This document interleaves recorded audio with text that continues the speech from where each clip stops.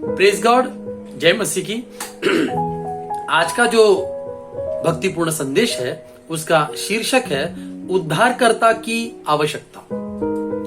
लूका का अध्याय 2 और वचन 11 मैं आपके लिए पढ़ता हूं कि आज दाऊद के नगर में तुम्हारे लिए एक उद्धारकर्ता जन्मा है और यही मसीह प्रभु है। हम सबको एक उद्धारकर्ता की आवश्यकता है। क्यों? इसका स्पष्ट रूप से उत्तर देने के लिए हमें बाइबल की जरूरत है, क्योंकि सिर्फ बाइबल के ही आधार पर हम ये जान सकेंगे कि हमें एक उद्धारकर्ता की आवश्यकता क्यों है। मगर सबसे पहले हम इस शब्द पर ध्यान देते हैं, उद्धारकर्ता। तो उद्धार किसे कहते हैं? अगर हम बाइबल में देखेंगे ना तो बाइबल में हमें और भी 2-3 जगह पर इसका इस उद्धार का शब्द का इस्तेमाल मिलता है।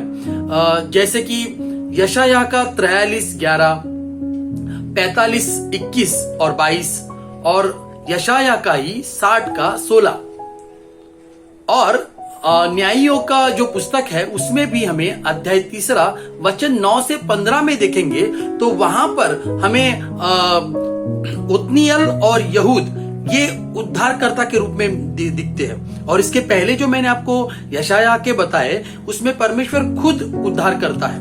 मगर यहां पर किस उद्धार की बात हो रही है? तो हमको ये समझना चाहिए कि उद्धार का मतलब है कोई भी जो बचाव या छुटकारे का कार्य करता है उसे उद्धारकर्ता कहते हैं। और यहां पर भी उतनियल या फिर यहूद हो, ये लोग लोगों को किसी की गुलामी से बचाते हैं और इसीलिए उनको उद्धारकर्ता कहा गया है।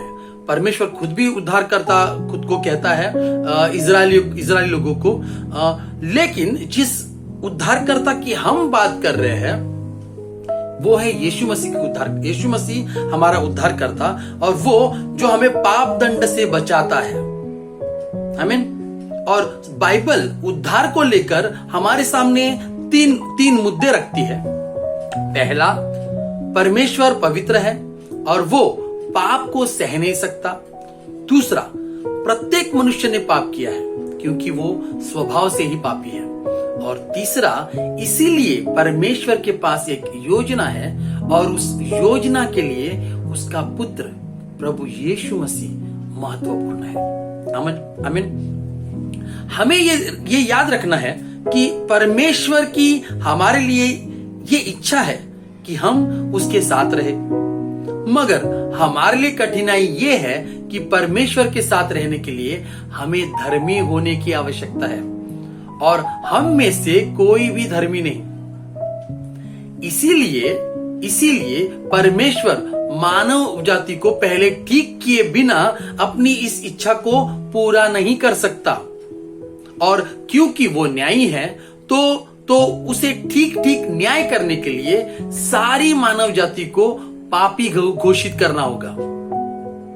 और इसी कारण उनके पाप का दंड उठाने के लिए सारे मानव जाति को एक उद्धारकर्ता की आवश्यकता है।